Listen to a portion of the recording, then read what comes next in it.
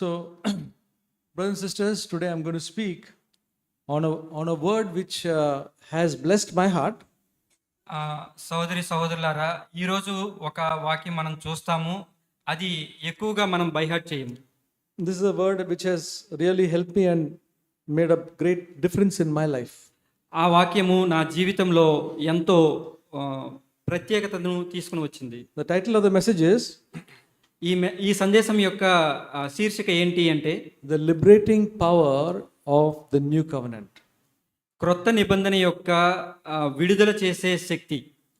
The liberating power of the New Covenant. విడుదల చేసే శక్తి గల క్రొత్త నిబంధన. See, the truth of the New Covenant has got a liberating effect in our life. క్రొత్త నిబంధన యొక్క సత్యము మనల్ని విడిపింప చేయగల శక్తి గలది. See, we are a church like CFC is a church which speaks so much about the New Covenant. సిఎఫ్సిఐ సంఘము అనేది క్రొత్త నిబంధనలో అనేక విషయాల గురించి చెబుతూ ఉంటుంది. So let us see how much we have understood about the New Covenant. మనం ఇప్పుడు చూద్దాము ఎంత మనం అర్థం చేసుకున్నాము క్రొత్త నిబంధనకు సంబంధించి. Because if we not only have an understanding but have a revelation, then the New Covenant will change our life. మనకి అర్థం చేసుకోవడం మాత్రమే కాదు కానీ దేవుని యొక్క ప్రత్యక్షత క్రొత్త నిబంధనలో వచ్చినట్లయితే అది ఎంతో ఉపయోగకరము. So I'm going to speak the word and there will be some verses. I hope you are able to note it down. నేను కొన్ని వచనములు మీకు చెప్తాను, అవి మీరు రాసుకుంటారని అనుకుంటున్నాను. అవి ఉపయోగకరము. So children also, you also can listen to this. చిన్నపిల్లలు కూడా వాటి గురించి వినండి. And youth, please listen to this. యవనస్తులారా, దయచేసి ఈ మాటలు శ్రద్ధగా వినండి. So even though we are in the presently in the New Covenant, మనము ఇప్పుడు ఈ క్రొత్త నిబంధనలో ఉన్నప్పటికీ, because we believe in Jesus, ఎందుకంటే మనం యేసు ప్రభువుని నమ్ముతున్నాము, but many times we can live like the old covenant people. కానీ చాలాసార్లు మనము పాత నిబంధనలో ఉన్న వ్యక్తులు ఏ విధంగా ప్రవర్తిస్తారో అలా ప్రవర్తిస్తూ ఉంటాం. That is because we don't have a clear understanding of the New Covenant. ఎందుకు అని అంటే మనకి క్రొత్త నిబంధనకు సంబంధించిన సరైన అర్థము లేదు. Okay, so let us try to understand what are the covenants. కాబట్టి మనం ఇప్పుడు క్రొత్త నిబంధన గురించి అర్థం చేసుకుందాం. So I may ask a few questions so you can please respond. Don't feel shy. Don't feel that it has to be correct. We are a family, so we are not a classroom. Okay, so we can speak just like in a family. We feel free to speak. Please do that. నేను ఇప్పుడు కొన్ని ప్రశ్నలు అడుగుతాను, మీరు సంశయపడవద్దు, సిగ్గుపడవద్దు. ఒక కుటుంబంలో ఏ విధంగా మనం మాట్లాడుకుంటామో అలా ఇలా మాట్లాడుకోవచ్చు. ఇది ఒక క్లాస్ రూమ్ కాదు, ఒక టీచింగ్ రూమ్ కాదు. So what is a covenant? నిబంధన అంటే ఏమిటి? Anybody? What's the meaning of a covenant? ఎవరైనా సరే, నిబంధన అంటే ఏమిటి? Agreement. అగ్రిమెంట్ అంటే అది ఒక నిబంధన, ఒకరికి మధ్య. That's correct. Covenant means an agreement. Agreement అంటే ఒక నిబంధన. When we think of agreement, we know when you buy a flat, you have an agreement, right? మీరు ఏదైనా ఒక ఫ్లాట్ కొన్నట్లయితే అగ్రిమెంట్ మీరు రాస్తారు, అవును కదా? And that agreement has got some terms and wordings. ఆ అగ్రిమెంట్లో కొన్ని నియమ నిబంధనలు ఉంటాయి. And it is between the buyer and the seller. అమ్మేవారికి కొనేవారికి మధ్య కొన్ని నియమ నిబంధనల్ని వాళ్ళు రాసుకుంటారు. Similarly, the covenant, God's covenant is between God and man. అలాగే నిబంధన అనేది దేవునికి మనుషులకి మధ్య ఒక రాసుకున్న ఒక నిబంధన. An agreement between God and man. దేవునికి మనుషునికి మధ్య ఒక ఒప్పుదల నిబంధన రాసుకున్నారు. The first covenant that God gave to his people was at Mount Sinai. Sinai పర్వతం మీద మొట్టమొదటిగా ఒక నిబంధన దేవునికి మనుషులకి మధ్య రాయబడింది. Okay, I hope everybody knows that to Moses God gave the old covenant. మోషేకు దేవుడు పాత నిబంధనలో ఉన్న నిబంధనని ఇచ్చారు. At that time it was called the first covenant. దాన్ని ఆ సమయంలో దాన్ని మొట్టమొదటి నిబంధన అని చెప్పారు. And it was given to Moses when the children of Israel came from Egypt and they were on the way to the promised land. ఇశ్రాయేలు ప్రజలు ఈజిప్టు నుంచి వారికి వాగ్దానం చేయబడిన దేశంలోనికి వెళ్తూ ఉన్నప్పుడు ఆ నిబంధన ఇవ్వబడింది. And when they came to the place of Sinai, wilderness of Sinai, they camped there, and Moses went to the mountain, Mount Sinai, and God gave a covenant to them. Israel ప్రజలు సీనాయి పర్వతం దగ్గర ఉన్నప్పుడు సీనాయి పర్వతం మీద మోషేకు దేవుడు ఈ మొట్టమొదటి నిబంధనని ఇచ్చారు. So which mountain was that? What is the name of the mountain? ఆ పర్వతం యొక్క పేరేమిటి? Sinai? సీనాయి కదా. Okay. So now, what is the old covenant? ఇప్పుడు పాత నిబంధన అంటే ఏంటి? So anybody can tell what is the old covenant and where it is found, in which part of the Bible? పాత నిబంధన అంటే ఏమిటి, బైబిల్లో ఏ భాగంలో అది ఉంటుందో ఎవరన్నా చెప్తారా? Let's give a chance first to the children and to the youth. మొట్టమొదటిగా యవ్వనస్తులకి చిన్నపిల్లలకి ఈ సమయం తీసుకుని వారు చెప్పండి. Okay, where is that covenant found in the Old Testament? పాత నిబంధనలో ఎక్కడ ఈ నిబంధనని? Anybody? ఎవరైనా సరే. Okay. Brother says Exodus 20. He's very near to that. సహోదరుడు చెప్పారు నిర్గమకాండములో ఉంది, అది చాలా దగ్గరగా చెప్పారు. Okay. The exact words of that covenant was given in Exodus chapter 19 verses 5 and 6. ఖచ్చితంగా నిర్గమకాండము 19వ అధ్యాయము 5-6 వచనముల దగ్గర అది ఇవ్వబడింది. Exodus 19 verses 5 and 6. Don't forget it. నిర్గమకాండము 19వ అధ్యాయము. This is the old covenant. ఇది పాత నిబంధన. Okay. So what does it say? అక్కడ ఏం చెప్పబడుతుంది? Now then, if you will indeed obey my voice and keep my covenant, then you shall be my own possession among all the peoples, for all the earth is mine, and you shall be to me a kingdom of priests and a holy nation. These are the words you shall speak to the sons of Israel. నిర్గమకాండము 19వ అధ్యాయము 5-6 వచనములు. కాగా మీరు నా మాట శ్రద్ధగా విని నా నిబంధన అనుసరించి నడిచిన ఎడల మీరు సమస్త జనులలో నాకు స్వకీయ సంపాద్యమగుదురు. సమస్త భూమియు నాదే కదా. మీరు నాకు యాజక రూపకమైన రాజ్యముగాను పరిశుద్ధ జనముగాను ఉందురని చెప్పుము.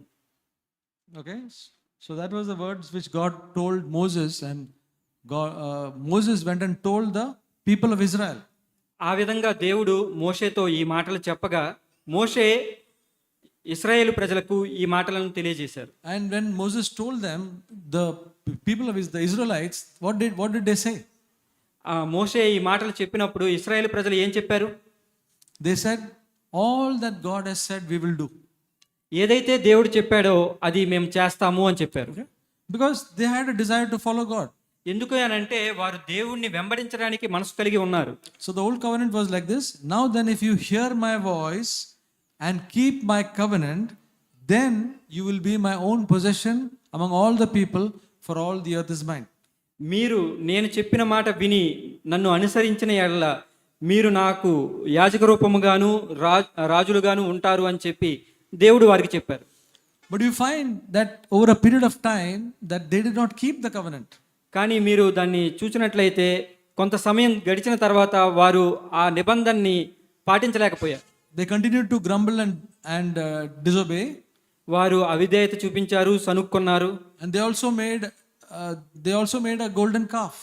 అలాగే బంగారపు దూడని వారు తయారు చేసుకున్నారు. So they didn't keep the covenant. వాళ్ళు ఆ నిబంధనని వాళ్ళు అనుసరించలేదు. So all through those years, many centuries, the people did not keep the covenant. కొన్ని సంవత్సరాలుగా వారు ఆ నిబంధనని పాటించలేకపోయారు. There were few people, godly people who feared God, who kept it, who tried to keep it. ఎవరైతే దేవునికి భయపడ్డారో దేవునికి భయపడిన కొంతమంది వ్యక్తులు మాత్రమే దాన్ని అనుసరించగలిగారు. Like the prophets like Samuel and Elijah and Mary, Joseph, Zechariah, Elizabeth. There are some people who tried to keep. They were blameless according to the law. ఎవరైతే ప్రవక్తలు ఉన్నారో సమూయేలు లాగా, అలాగే కొంతమంది వ్యక్తులు మేరీ, జోసెఫ్, ఇట్లాంటి వారందరూ కూడా ఆ దేవుని యొక్క భయము చేత దాన్ని పాటించగలిగారు. వారు ధర్మశాస్త్రం ప్రకారంగా అనింద్యులుగా ఉన్నారు. But overall, people did not keep the old covenant. కానీ మొత్తంగా చూసుకున్నట్లయితే పాత నిబంధనని పూర్తిగా పాటించగలిగే వ్యక్తులు ఎవరు లేకపోయారు. Many of them tried, but they could not keep. చాలా మంది ప్రయత్నించారు కానీ వారు దాన్ని పాటించలేకపోయారు. God gave a promise afterward. Somewhere in Jeremiah chapter 31, God announced a new covenant was coming. అప్పుడు దేవుడు ఇర్మియా గ్రంథంలో 31వ అధ్యాయంలో ఒక చోట ఒకానొక సమయంలో ఆయన ఒక వాగ్దానం చేశారు. So it was first announced in Jeremiah 31 onwards. ఇర్మియా గ్రంథము 31వ అధ్యాయంలో ఉన్నట్లుగా ఒక వాగ్దానంలో We will read the same portion in Hebrews when it is written again. అదే విషయాన్ని మనం హెబ్రీ పత్రికలో కూడా మనం చదువుతాం. So Moses was the mediator of the old covenant. కాబట్టి క్రొత్త నిబంధనకు మధ్యవర్తిగా ఉన్న మోషే ఉన్నాడు. Okay. But now who is the mediator of the new covenant? మరి కొత్త నిబంధనకి ఎవరు మధ్యవర్తిగా ఉన్నారు? Who it is? Jesus. Yesu Prabhu. Jesus was the mediator of the new covenant. యేసు ప్రభు క్రొత్త నిబంధనకు మధ్యవర్తిగా ఉన్నారు. See, when we are breaking bread, whenever we are breaking bread, we say that verse of what Jesus said, this is my blood in the new covenant. మనం రొట్టె విరిచినప్పుడు ఇది క్రొత్త నిబంధన యొక్క నా నిబంధన అని చెప్పారు. When Moses, when the old covenant was given, even blood was shed. పాత నిబంధనలో అక్కడ కూడా రక్తం చిందించబడింది. But it was the blood of bulls and goats. కానీ అది గొర్రెల యొక్కయు మేకల యొక్కయు రక్తమై ఉన్నది. But now when Jesus initiated a new covenant, it was his blood. కానీ క్రొత్త నిబంధనలో అది యేసు ప్రభుని యొక్క సొంత రక్తమై ఉన్నది. So Jesus is the mediator of the new covenant. కాబట్టి యేసు ప్రభు క్రొత్త నిబంధనకు మధ్యవర్తిగా ఉన్నారు. Now brothers and sisters, the most important thing. ఇప్పుడు సహోదరి సహోదరులారా చాలా ముఖ్యమైన విషయం. What is the new covenant? ఏమిటి క్రొత్త నిబంధన ఏమిటి? Where it is found? ఎక్కడ ఉంది? Yeah, children, చిన్నపిల్లలారా, youth. యవ్వనస్తులారా, We have been speaking about new covenant every time, right? You hear the word, you're hearing messages, new covenant, new covenant, new covenant. But where is the new covenant? క్రొత్త నిబంధన అని మనం చాలాసార్లు సందేశాల్లో వింటూ ఉంటాము. ఆ వాక్య సందేశాల్లో ఎక్కడ ఆ క్రొత్త నిబంధన ఎక్కడ? Okay, chance for the youth to say, don't worry about making mistake. Just say what you feel, what you have thought of, you felt it was.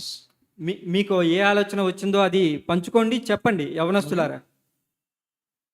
Anybody? ఎవరైనా? Okay. హెబ్రీ పత్రిక Brother is giving always the right answers. సహోదరుడు ఎప్పుడు కూడా సరైన సమాధానం. Hebrews 8, where is it? ఎక్కడ ఉంది అది? హెబ్రీ పత్రిక 8వ అధ్యాయం.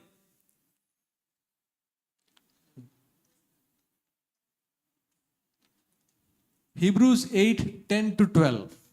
హెబ్రీ పత్రిక 8వ అధ్యాయము 10 నుంచి 12 వరకు. Brothers and sisters, please read this. It will change your life. సహోదరి సహోదరులారా దయచేసి ఈ వచనాలు చదవండి, ఇవి మీ జీవితాన్ని మారుస్తాయి.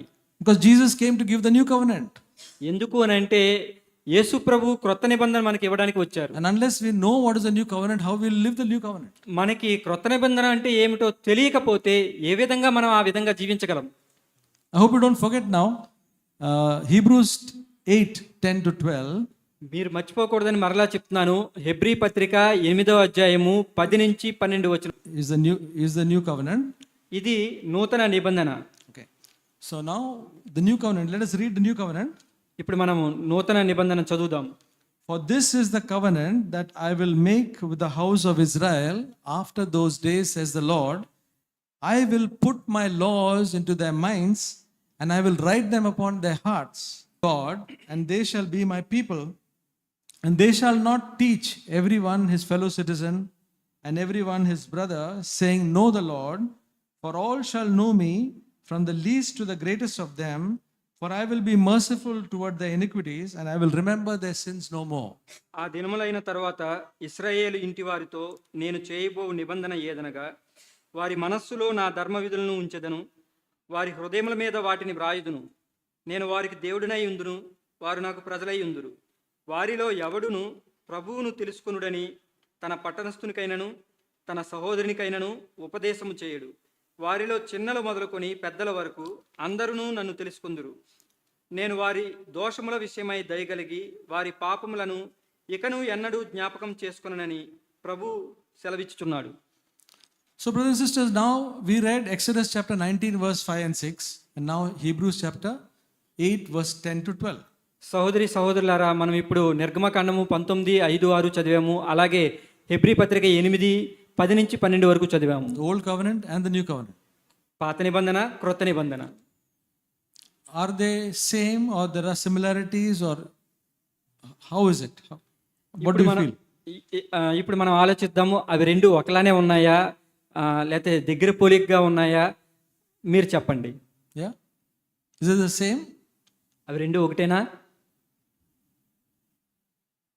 Or is there some difference? లేక ఏదైనా వ్యత్యాసం ఉందా? Anybody? Difference is there or no difference is there? ఏదైనా వ్యత్యాసం ఉందా, వ్యత్యాసం లేదా? ఎవరైనా సరే, Sisters, brothers? సహోదరులు సహోదరీలు, Huh? Difference is there. Okay? వ్యత్యాసం ఉంది అని చెప్తున్నారు. Yes, difference is there. అవును, వ్యత్యాసం ఉంది. In this new covenant, God is telling 5 times, I will put my laws into your minds. I will write them upon your hearts. I will be your God, be their God. I will forgive their sins and I will remember their sins no more. 5 times God is saying in this new covenant. 5 times. God is saying. క్రొత్త నిబంధనలో 5 సార్లు దేవుడు ఈ విధంగా చెప్తున్నాడు, నా ధర్మ విధుల్ని మీ మనసులో రాస్తాను, మీ హృదయాల మీద నేను రాస్తాను, నేను మీకు దేవుడిగా ఉంటాను, మీరు నాకు ప్రజలుగా ఉంటారు. ఈ విధంగా ఆయన క్రొత్త నిబంధనలో చెప్తూ ఉన్నారు. So which covenant is better? ఈ రెండిటిలో ఏది మంచిది, ఏది better? Yes? Old or new? కొత్తదా పాతదా? New? Right? Clear? కొత్తది కదా. Okay. The Bible itself says. పరిశుద్ధ గ్రంథమే చెప్తుంది క్రొత్తది. The Bible itself says in Hebrews chapter 8. Hebrew పత్రిక Hebrews chapter 8 it says.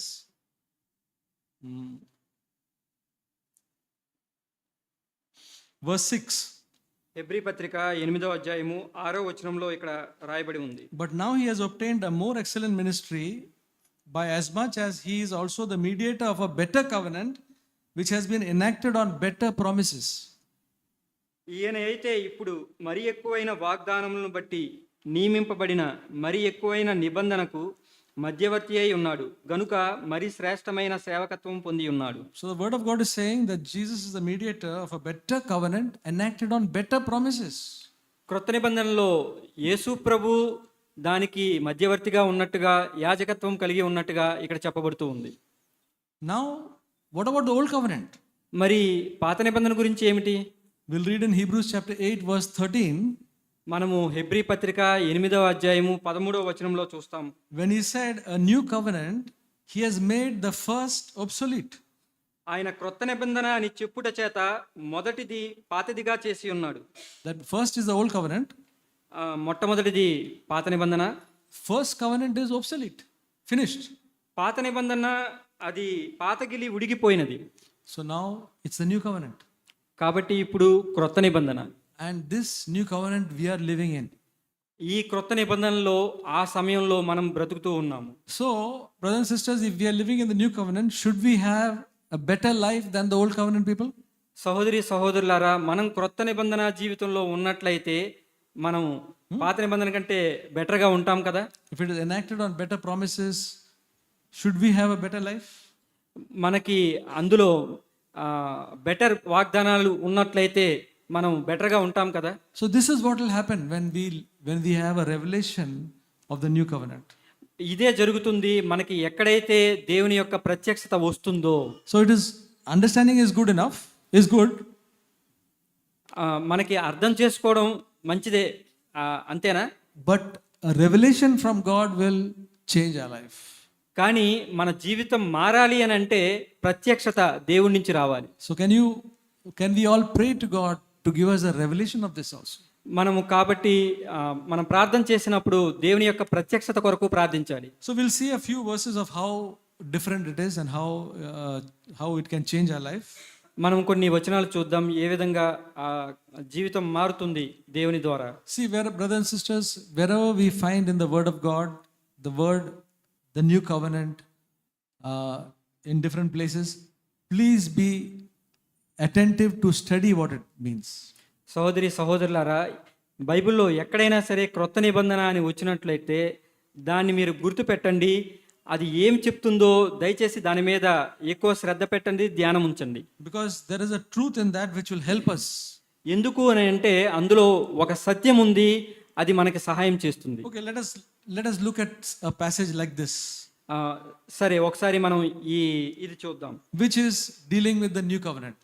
క్రొత్త నిబంధనని అనుసరించే ఒక మాటని మనం ఇక్కడ చూద్దాం. We read in Galatians chapter 4, గలతీయులకు రాయబడిన పత్రిక verses 22 onwards.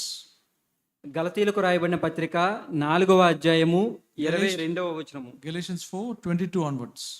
గలతీయులకు రాయబడిన పత్రిక 4వ అధ్యాయము 22వ వచనము. For it is written that Abraham had two sons, one by a bondwoman and one by a free woman. దాసి వలన ఒకడును స్వతంత్రురాలి వలన ఒకడును ఇద్దరు కుమారులు అబ్రహామునకు కలిగిరని వ్రాయబడి ఉన్నది కదా. But the son of the bondwoman was born according to the flesh, and the son of the free woman through promise. అయినను దాసి వలన పుట్టినవాడు శరీర ప్రకారం పుట్టెను, స్వతంత్రురాలి వలన పుట్టినవాడు వాగ్దానమును బట్టి పుట్టెను. Verse 24, this is allegorically speaking, for these women are two covenants, one proceeding from Mount Sinai, bearing children who are slaves. She is Hagar. 24వ వచనము. ఈ సంగతులు అలంకార రూపముగా చెప్పబడి ఉన్నవి. ఈ స్త్రీలు రెండు నిబంధనలై ఉన్నారు. వాటిలో ఒకటి సీనాయి కొండ సంబంధమైనదై దాస్యంలో ఉండుటకు పిల్లలు కన్ను. ఇది హాగరు. Verse 25, now this Hagar is Mount Sinai in Arabia, corresponding to the present Jerusalem, for she is in slavery with the children. 25వ వచనము. ఈ హాగరు అనునది అరేబియా దేశంలో ఉన్న సీనాయి కొండయే.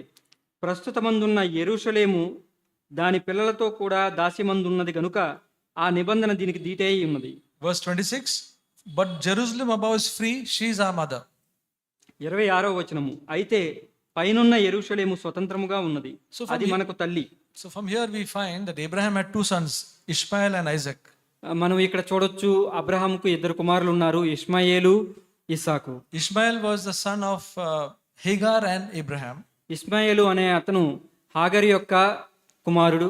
Hagar was a servant, she was a slave. ఆమె ఒక దాసురాలు, ఒక దాసి. But Isaac was born of Sarah and Abraham. కానీ ఇస్సాకు Sarah అబ్రహామునకు జన్మించినవాడు. She was his wife, she was a free woman. ఆమె అబ్రహాముకు భార్య అయి ఉన్నది, స్వతంత్రరాలు. And verse 24 is saying that these two women are two covenants. 24వ వచనంలో చెప్పబడినట్లుగా ఇవి రెండు కూడా రెండు నిబంధనలు. Hagar represents the old covenant, హాగరు అనున్నది పాత నిబంధనకు గుర్తుగా ఉన్నది. and Sarah represents the new covenant. Sarai అనున్నది క్రొత్త నిబంధనకు గుర్తుగా ఉన్నది. Hagar represents a slave relationship with God. హాగరు అనేది దేవునికి మనుషునికి మధ్య దాస్య సంబంధమైన నిబంధనతో ఉన్నది. See, when we are thinking about God, we are thinking that we have a fear when we think about God, and we are having that relationship. మనం దేవుని గురించి ఆలోచించేటప్పుడు భయంతో కూడిన విధేయత చూపిస్తున్నట్లయితే అది హాగరు నిబంధన. How does a slave approach the master? ఏ విధంగా ఒక దాసుడు తన యజమానుని దగ్గరికి వెళ్తూ ఉంటాడు. He is afraid whether he is coming at the right time. ఆయన భయపడతాడు, నేను సరైన సమయానికి వచ్చానా లేదా అని. And that is the relationship, a slave and master relationship. అటువంటి సంబంధము అనేది దాసుడికి యజమానునికి మధ్య ఉన్న సంబంధము. But Sarah represents our son father relationship. కానీ సారాయి అనే పదము దేనికి అది రిలేట్గా ఉంది అని అంటే అది స్వతంత్రురాలిగా ఉన్నది. How do our children come to us? Do they have any fear? ఏ విధంగా మన పిల్లలు మన దగ్గరికి వస్తారు? వాళ్ళకి ఏమైనా భయం ఉంటుందా? They approach confidently. వారు చాలా ఆత్మస్థైర్యంతో దగ్గరికి వస్తారు, ఆత్మవిశ్వాసంతో వస్తారు. Now we may say, yes, I have a son father relationship. మనం చెప్పొచ్చు, నాకు కుమారుడితో సంబంధం ఉంది అని. But is it really true కానీ అది నిజమా? in practicality? ప్రాక్టికల్గా చూసినట్లయితే అది నిజమా? Are we going to God confidently మనం దేవుని దగ్గరికి నిజంగా ధైర్యంగా వెళ్తున్నామా? 24/7? 24 గంటల్లో ప్రతి గంట మనం, That is the new covenant. అది నూతన నిబంధన. 24/7. 24 గంటల్లో ఎప్పుడైనా సరే, Just like our children come to us 24/7. ఏ విధంగా అయితే మన పిల్లలు మన దగ్గరికి చాలా ధైర్యంగా ఎలా వస్తారో స్వతంత్రంగా. But are we sometimes afraid of God, or we have a fear of God, a wrong type of fear of God where we are not confident before Him? దేవుని పట్ల తప్పుడి భయంతో మనము దేవుని దగ్గరికి వెళుతూ ఉన్నామా? That is the old covenant type of life. ఆ విధంగా వెళ్ళినట్లయితే అది పాత నిబంధనకు సంబంధించిన భయము. So that is the first thing. అది మొట్టమొదటి విషయం. The second thing is రెండో విషయం ఏంటంటే, that Hagar got Ishmael by natural means. హాగరు ఇష్మాయేల్ని ఏ విధంగా కన్నది అని అంటే అది సహజ సిద్ధంగా కన్నది. How a man and a woman gets a child. ఏ విధంగా ఒక మనుష్యుడు బిడ్డకు జన్మనిస్తారో ఆ విధంగానే కన్నది. There's nothing extraordinary about it. అందులో క్రొత్తదనం ఏమీ లేదు. Okay. So she was born of the flesh. అది మాంసము ద్వారా కన్నది. Okay. But Isaac was born in a very supernatural way. కానీ ఇస్సాకు చాలా అద్భుతంగా విచిత్రంగా ఆయన వాగ్దానం చేత కనబడ్డాడు. Isaac was born when Abraham was 100 and he had passed the age of producing children, and Sarah was 90, she couldn't bear children. అబ్రహాముకి 100 ఏండ్లప్పుడు ఇస్సాకును కన్నాడు. ఆ సమయానికి పురుషుడికి పునరుత్పత్తి సామర్థ్యం ఉండదు. అలాగే షారాయి కూడా తన యొక్క గర్భం ఉడిగిపోయినది. ఆమె ఆ టైంకి కనగలిగే శక్తి కలిగినది కాదు. But they trusted in God's promise. కానీ దేవుని యొక్క వాగ్దానం మీద వారు విశ్వాసం ఉంచారు. God gave them a promise that they will get a son. దేవుడు వారికి ఒక వాగ్దానం చేశారు. అది ఏమిటి అని అంటే, మీకు ఒక కుమారుడు పుడతాడు అని. The Bible says against hope Abraham believed. విశ్వాసముతో ఆయన నిరీక్షణ కలిగి, ఆయన నిరీక్షణకు ఆధారం లేనప్పుడు ఆయన నిరీక్షణ కలిగి ఉన్నారు. Abraham and Sarah both against hope they believed. వారు నిరీక్షణ కలిగి ఉన్నారు దేవుని పట్ల, దేవుని వాగ్దానం And పట్ల. they got Isaac. అప్పుడు ఇస్సాకు వారికి కలిగారు. This shows us that the new covenant life is a supernatural life. ఇది ఏమి సూచిస్తుంది అని అంటే, క్రొత్త నిబంధన జీవితము అనేది అది సూపర్ న్యాచురల్ శక్తితో ఉంది. To be Christ-like, we cannot do with our own ability. క్రీస్తు వలె జీవించటము అనేది మన సొంత శక్తి సామర్థ్యాల చేత చేయలేము. We hear so many good exhortations in the church. మనం సంఘంలో ఎన్నో మంచి విషయాలు వింటూ ఉండవచ్చు. Must not gossip, must not be jealous. మనం అసూయ పడకూడదు, మనము ఇతరుల గురించి వెనకాల చెడుగా చెప్పకూడదు అని వినవచ్చు. Must be compassionate, kind-hearted. మనం దయ కలిగి ఉండాలి, దయా హృదయం కలిగి ఉండాలి అని మనం వినవచ్చు. Become like Christ. యేసు ప్రభు లాగా మనం ఉండవచ్చు అని మనం వినవచ్చు. But it will not happen with our own ability. కానీ మన స్వంత శక్తి సామర్థ్యముల చేత అది జరగదు. That is the old covenant way of thinking. అది పాత నిబంధనలో ఏ విధంగా ఆలోచిస్తారో ఆ విధంగా ఆలోచించినట్లు. The new covenant way is trusting in God's promises. కానీ క్రొత్త నిబంధన ఏమిటి అని అంటే, దేవుని యొక్క వాగ్దానం మీద మనం విశ్వాసం పెట్టడమే క్రొత్త నిబంధన. We'll look at 2 Peter ఒకసారి మనము 2వ పేతురు పత్రిక chapter 1. 1వ అధ్యాయము, పేతురు రాసిన 2వ పత్రిక Chapter 1వ 1 అధ్యాయం, verse 4. 1వ అధ్యాయము 4వ వచనము. It says, "For by these he has granted to us his precious and magnificent promises, so that by them you might become partakers of the divine nature, having escaped the corruption which is in the world by lust." ఇక్కడ మధ్య నుంచి ఉంది, దురాశను అనుసరించడం వలన లోకమందున్న భ్రష్టత్వమును ఈ వాగ్దానముల మూలముగా మీరు తప్పించుకుని దేవ స్వభావమునందు పాలివారి మగునట్లు వాటిని అనుగ్రహించెను. So brothers and sisters, the new covenant life is possible by trusting God's promises. సహోదరులారా, క్రొత్త నిబంధన యొక్క జీవితము సాధ్యమే కేవలము దేవుని వాగ్దానం మీద మనము విశ్వాసం So we ఉంచినట్లయితే. read Galatians chapter 4 verse 28. గలతీయులకు రాయబడిన పత్రిక Galatians 4:28 it says, "And you, brethren, like Isaac, are children of promise." గలతీయులకు రాయబడిన పత్రిక 4:28. 4:28. Galatians 4:28. గలతీయులకు రాయబడిన పత్రిక 4:28 వచనమును, సహోదరులారా మనమును ఇస్సాకు వలె వాగ్దానమును బట్టి పుట్టిన కుమారులమై ఉన్నాము. And Galatians 30 and 31 says, 30-31 వచనములు ఈ విధంగా ఉన్నాయి. ఇందును గూర్చి లేఖనం ఏమి చెప్పుచున్నది? దాసిని దాని కుమారుని వెళ్ళగొట్టుము, దాసి కుమారుడు స్వతంత్రురాలి కుమారునితో వారసుడై ఉండడు. కాగా సహోదరులారా మనము స్వతంత్రురాలి కుమారులమే గాని దాసి కుమారులము కాము.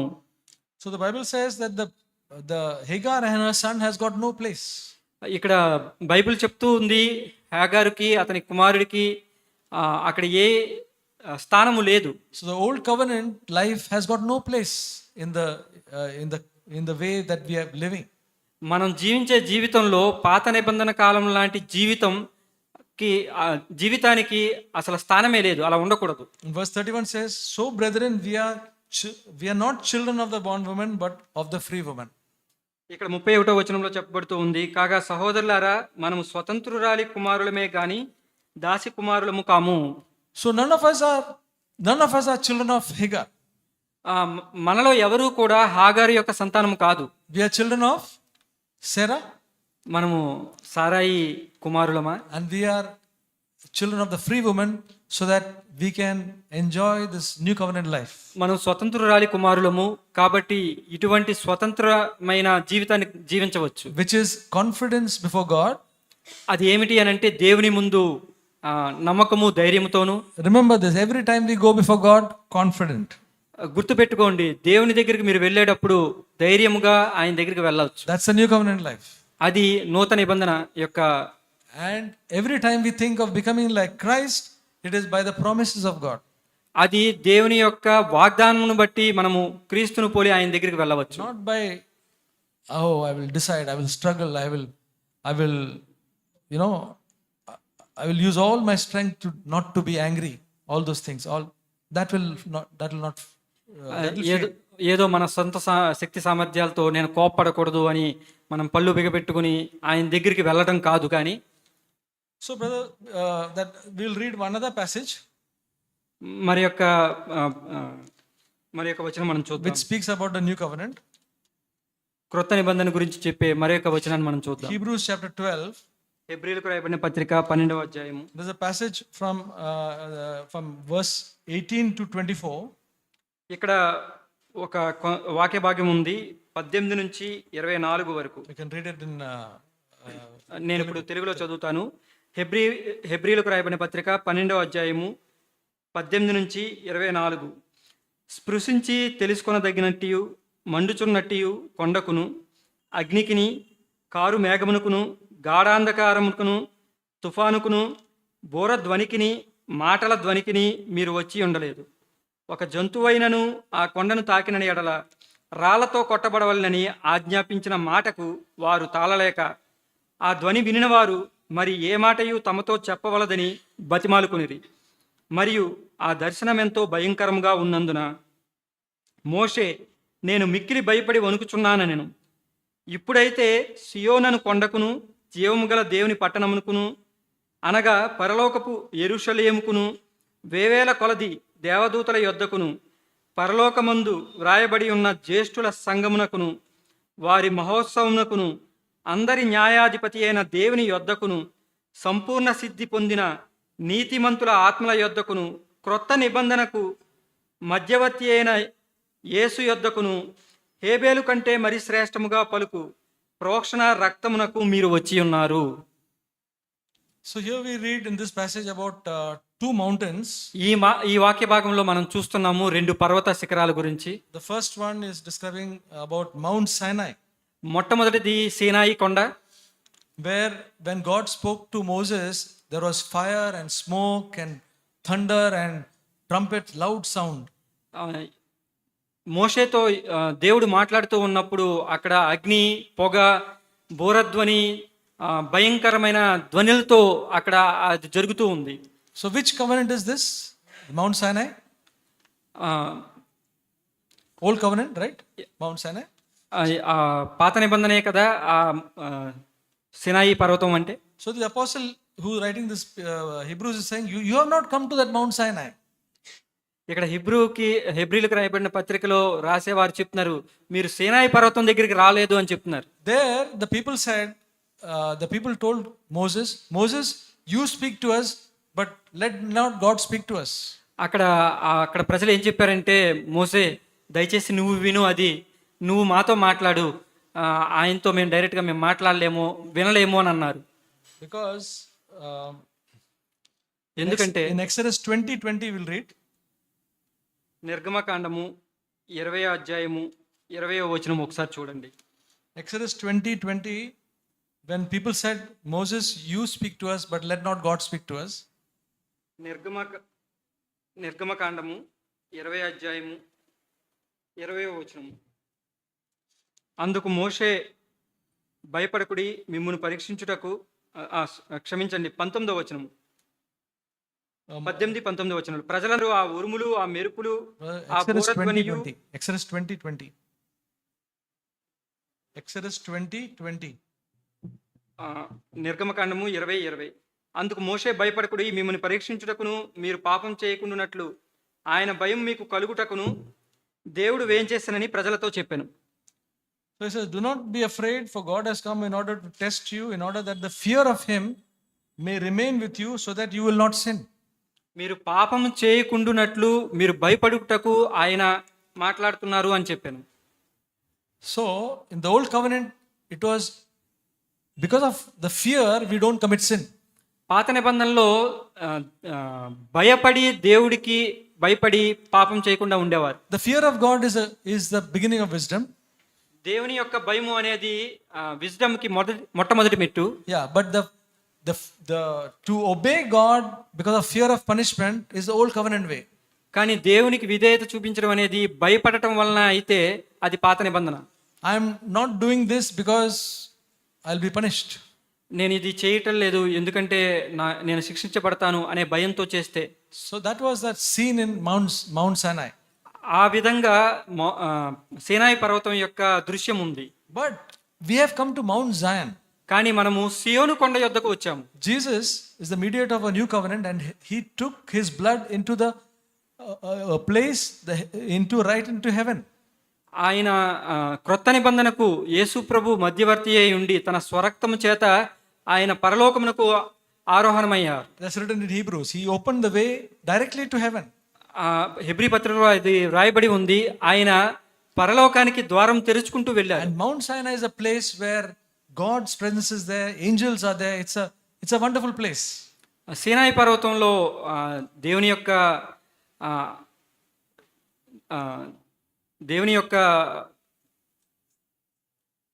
దేవుని యొక్క స్థలం ఉన్నది, ఆయన యొక్క ప్రదేశం ఉన్నది, అక్కడ దేవదూతలు ఉన్నారు, అందరూ ఉన్నారు. And in the new covenant, obedience is because of the love of God. క్రొత్త నిబంధనలో విధేయత అనేది ప్రేమ కలిగి, దేవుని మీద ప్రేమ కలిగి చేసేది. God's kindness leads us to repentance. దేవుని యొక్క ప్రేమ మనల్ని పశ్చాత్తాపానికి నడుపుతుంది. It says in Romans 2:4, you can read it afterwards. మీరు తర్వాత చదవచ్చు, అది రోమాపత్రిక 2:4లో ఉంటుంది. The kindness of God leads us to repentance. దేవుని యొక్క దయ మనల్ని పశ్చాత్తాపానికి నడుపుతుంది. And we love God because he first loved us. మనము దేవుని ప్రేమిస్తాము ఎందుకంటే మొట్టమొదట ఆయనే మనల్ని ప్రేమించారు. Okay? It was God who first loved us, that's why we love him. ఎందుకు అని అంటే దేవుడే మొట్టమొదటిగా మనల్ని ప్రేమించారు కాబట్టి మనం ఆయన ప్రేమిస్తున్నాం. And because we love God, we keep his commandments. ఎందుకు దేవుణ్ణి మనం ప్రేమిస్తున్నాం కనుక ఆయన యొక్క ఆజ్ఞల్ని మనం పాటిస్తాం. That is a new covenant. అదే నూతన నిబంధన. God is loving us. దేవుడు మనల్ని ప్రేమిస్తున్నారు, so we love him.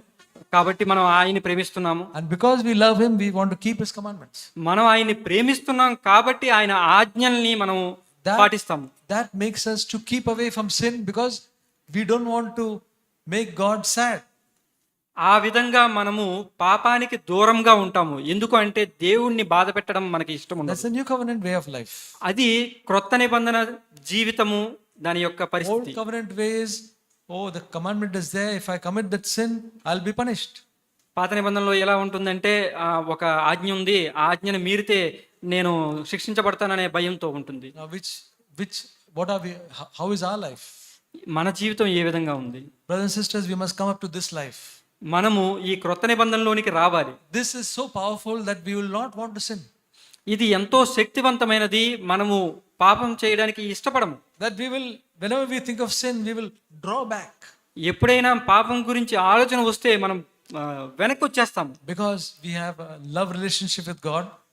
ఎందుకని అంటే మనము దేవునితో ప్రేమ సంబంధమైన సంబంధం కలిగి ఉన్నాం. And we don't want that fellowship with God to be broken. అటువంటి సంబంధాన్ని మనము బ్రద్దలు కొట్టడానికి ఇష్టపడము. And see, in that passage it says, we have come to Mount Zion and to Jesus, the mediator of a new covenant. అక్కడ రాయబడి ఉంది, మనము సీనాయి పర్వతం దగ్గరికి మధ్యవర్తి అయిన యేసు ప్రభు ద్వారా మనం వచ్చాము. Today, Vishwas read that verse 24. ఈరోజు సహోదరుడు విశ్వాస్ ఒక వచనాన్ని చదివారు. So we have seen two passages. Galatians chapter 4 verses 22 to 31. ఇక్కడ రెండు వచనాలు ఉన్నాయి. గలతీయులకు రాయబడిన పత్రిక 4:22. Hebrews chapter 12 verses 18 to 24. హెబ్రీయులకు రాయబడిన పత్రిక 18 నుంచి 12వ అధ్యాయము 18 నుంచి 24. Please meditate on this as you go home. మీరు ఇంటికి వెళ్ళిన తర్వాత వీటి విషయమై మీరు ధ్యానించండి. For God to speak to us and give us a revelation. దేవుడు మీతో మాట్లాడలాగిన ప్రత్యక్షత ఇచ్చులాగిన మీరు ప్రార్థించండి. And then brothers and sisters, I don't know if I'll have time, but an important passage is 2 Corinthians chapter 3. నాకు సమయం లేదు. సహోదరులారా, 2 కొరింథీయులకు రాయబడిన పత్రిక 3వ అధ్యాయం. The whole of chapter 3 is about the new covenant. 3వ అధ్యాయం మొత్తం కూడా క్రొత్త నిబంధనకి సంబంధించిన విషయమై ఉంది. Here it says that in verse 3, 2 కొరింథీయులకు రాయబడిన పత్రిక 3వ అధ్యాయము, being manifested that you are a letter of Christ, cared for by us, not with written not with ink but with the Spirit of the living God, not on tablets of stone but tablets of human hearts. 2 కొరింథీయులకు రాయబడిన పత్రిక 3వ అధ్యాయము 3వ వచనము, రాతి పలక మీద గాని సిరాతో గాని వ్రాయబడక మెత్తని హృదయములు అను పలకల మీద జీవము గల దేవుని ఆత్మతో మా పరిచర్య మూలముగా వ్రాయబడిన క్రీస్తు పత్రికే ఉన్నారని మీరు తేటపరచబడుచున్నారు. The old covenant was written on the tablets of stone. పాత నిబంధన అనేది రాతి పలకల మీద రాయబడింది. Okay, the new covenant is written on our hearts. కానీ క్రొత్త నిబంధన అనేది మన హృదయం మీద రాయబడినది. As Hebrews says, I will put my laws into their minds and I will write them upon their hearts. Hebrew పత్రికలో చెప్పినట్టుగా నా యొక్క న్యాయ విధుల్ని వాళ్ళ హృదయముల మీద నేను రాస్తాను అని ఆయన చెప్పారు. So all what we are reading in the word of God, God writes it upon our hearts. మనం అంతా చదివేదంతా కూడా దేవుడు మన హృదయాల్లో ఆయన రాస్తారు అని. You know how he writes it upon our hearts? ఏ విధంగా అలా రాస్తారో తెలుసా మీకు? When we read the word of God, మనం దేవుని వాక్యం చదువుతూ ఉన్నప్పుడు and we accept it and say, Lord, I want this in my life. మనం దాన్ని అంగీకరించి, ప్రభువా నాకు ఇది కావాలి నా జీవితంలో అంటే He writes it upon our heart. మన హృదయాల్లో ఆయన రాస్తారు. Our heart is soft. Our heart is a heart of flesh, so he can write it. మన హృదయం మెత్తగా ఉంటుంది, ఆయన దాని మీద ఆయన రాస్తారు, ఖచ్చితంగా రాస్తారు. But if our heart is hard, ఒకవేళ మన హృదయం కఠినమైతే, if our heart is a heart of stone, ఒక రాతి పలకలాగా హృదయం కఠినమైతే he cannot write it. దాని మీద ఆయన రాయలేరు. So brothers and sisters, whenever we are reading the word of God and meditating on the word of God, as we receive, it will be written in our hearts. సహోదరులారా, మనం దేవుని యొక్క వాక్యాన్ని చదువుతూ ఉన్నప్పుడు అది మన హృదయాల మీద మెత్తగా ఉంటే రాయబడుతూ ఉంటుంది. And when it is written in our hearts, we want to do God's will. ఎప్పుడైతే అది మన హృదయాల్లో రాయబడి ఉంటుందో అప్పుడు మనం దేవుని యొక్క చిత్తాన్ని చేయడానికి ఇష్టపడతాం. When God convicts us of some sin, we don't want to do that. దేవుడు మనల్ని ఒక పాపం విషయంలో ఒప్పింప చేసినట్లయితే అది మనం చెయ్యము. Because it is written in our heart. ఎందుకంటే అది మన హృదయంలో రాయబడింది. We don't need an exhortation from the brother to do that. It is good for brothers and sisters to exhort us. మనకి సహోదరులు ఎవరో వచ్చి ఇది తప్పు, ఇది పాపము అని చెప్పవలసిన అవసరం లేదు. అది మంచిదే కానీ అవసరం లేదు. When the brothers and sisters exhort us, it should be an encouragement for us.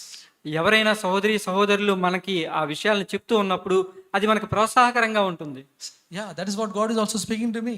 అదే దేవుని ద్వారా నాకు మాట్లాడుతూ ఉన్నారు. And so we want to do God's will and how it happens. ఆ విధంగా మనం దేవుని యొక్క చిత్తాన్ని మనం చేస్తాము, ఆ విధంగా జరుగుతూ ఉంటుంది.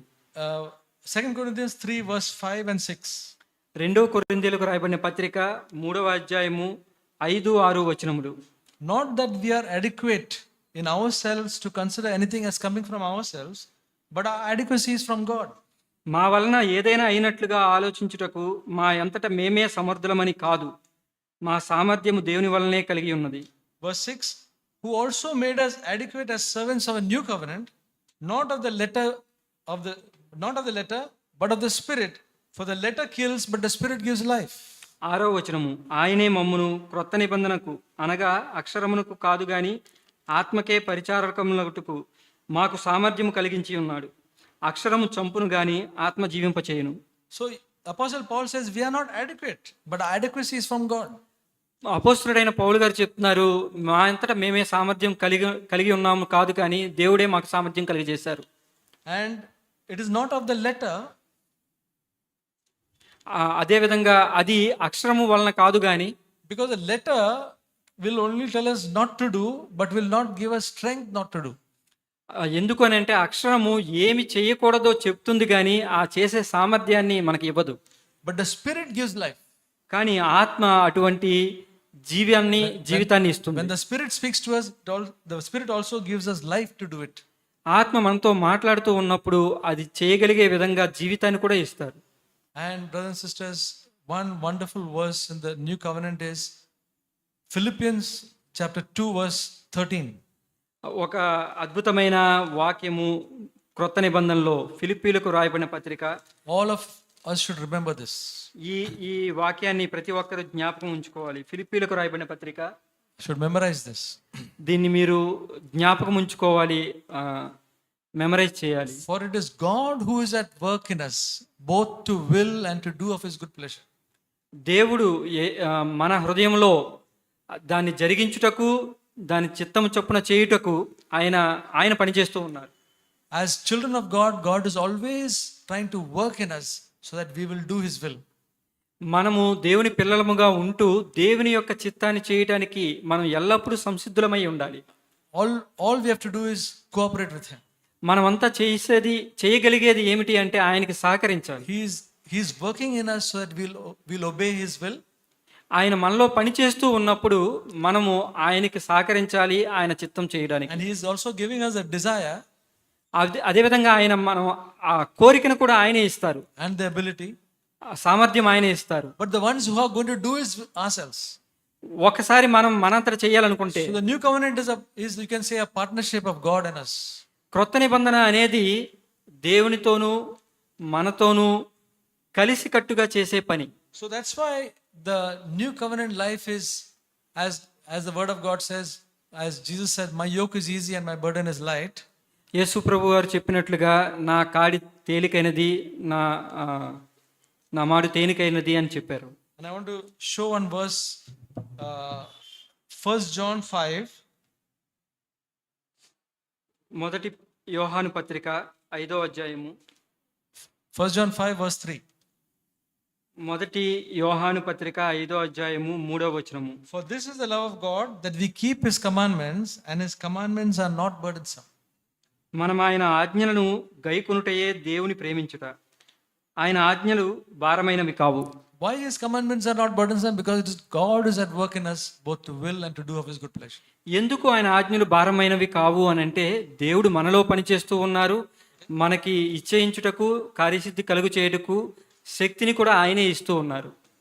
Okay, I want to end with the last verse in 2 Corinthians chapter 3. ఒక చివరి వాక్యం చెప్పి మనం ముగిద్దాము. 2వ కొరింథీయులకు రాయబడిన పత్రిక 3వ అధ్యాయము verse 18. 18వ వచనము, చివరి వచనము. This is going to be the natural life of a new covenant believer. ఇదే క్రొత్త నిబంధనలో సహజ సిద్ధంగా దేవునికి ఇష్టంగా ఉండే విధంగా. But we all with unveiled face, beholding as in a mirror the glory of the Lord, are being transformed into the same image from glory to glory, just as from the Lord the Spirit.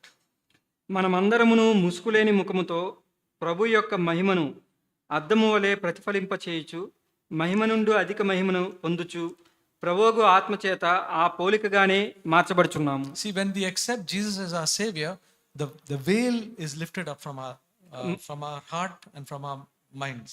యేసు ప్రభువుని మన సొంత రక్షణగా మనం అంగీకరించినప్పుడు మన ముఖం మీద నుంచి ఆ ముసుగు తొలగించవేయబడుతుంది. And so we are able to see the glory of God. అప్పుడు మనం దేవుని యొక్క మహిమను చూడగలుగుతాం. What is the glory of God? The life of Jesus. దేవుని యొక్క మహిమ ఏమిటి అని అంటే క్రీస్తు ప్రభువుని యొక్క జీవితము. In our various circumstances, we come into some conflicts or some argument. All we have to do is to behold the glory of Jesus, and then we will be transformed. దేవుని యొక్క మహిమను మనం ఎలా చూస్తాము అని అంటే జీవితంలో వివిధ సంఘటనల్లో మనము వెళ్తూ ఉన్నప్పుడు ఏ విధంగా క్రీస్తు జీవించారో ఆ విధంగా జీవించడం ద్వారా చూపిస్తాం. Just as we behold that nature of Jesus, his life, that life comes into our life. యేసు ప్రభు యొక్క జీవితం ఏ విధంగా ఉందో మన జీవితంలో కూడా వివిధ సంఘటనల్లో మనం ఆ విధంగా ఉండగలుగుతాం. And this is a glory which is increasing, glory to glory. అది ఒక మహిమ, ఆ మహిమ ఒక స్థాయి నుంచి వేరొక స్థాయికి పెరుగుతూ ఉంటుంది. So brothers and sisters, the new covenant life is a life from glory to glory. సహోదరి సహోదరులారా, క్రొత్త నిబంధన జీవితం అనేది మహిమ నుంచి మరొక మహిమకు. 1 year from now, the glory should increase. ఇప్పటి నుంచి ఒక సంవత్సరానికి ఆ మహిమ అనేది పెరుగుతూ ఉండాలి. The nature of Christ should increase in our life. క్రీస్తు ప్రభువుని యొక్క స్వభావం అనేది పెరుగుతూ ఉండాలి. We may become more kinder, more gentler, more humble. ఎంతో మరింత దీనత్వంతోనూ మరింత దయతోనూ మరింత కృపతోనూ మనం ముందుకు వెళ్తూ ఉండాలి. But the old covenant life was not like that. కానీ పాత నిబంధన జీవితం ఆ విధంగా ఉండదు. When Moses saw God, his face was radiant. మోషే ప్రభువుని చూచినప్పుడు ఆయన యొక్క ముఖము చాలా ప్రకాశవంతంగా ఉంది. The people saw the glory. ప్రజలు ఆ మహిమను చూశారు. But because he was away from God, the glory was fading. కానీ అతను దేవునికి దూరంగా ఉన్నాడు కాబట్టి అతని యొక్క ముఖ వర్చస్సు అనేది తగ్గిపోతూ ఉంది. And he was putting a veil so that people will not see that. అది ఇతరులకు చూపించకుండా అతను ఒక ముసుగు వేసుకుని ఉన్నారు. So is our life, the glory should not fade. మన జీవితంలో దేవుని యొక్క మహిమ నింపాలి. That is the old covenant life. నింపబడకుండా ఉన్నట్లయితే అది పాత నిబంధన జీవితం. So may God help each one of us, brothers and sisters. సహోదరి సహోదరులారా, దేవుడు మనకి సహాయం చేయను గాక. Amen. ఆమేన్.